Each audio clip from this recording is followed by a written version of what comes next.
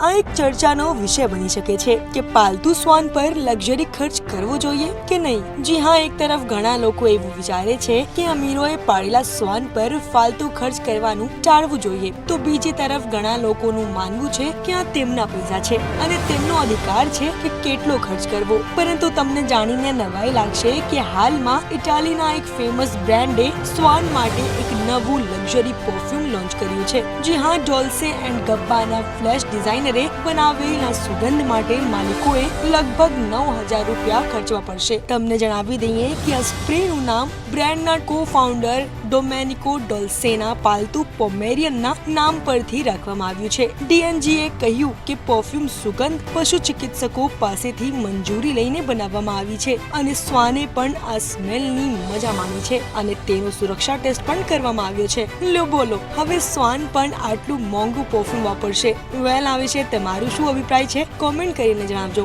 અને બીજા બધા કોન્ટેન્ટ્સ માટે તમે જોતા રહો મંતવ્ય ન્યૂઝ।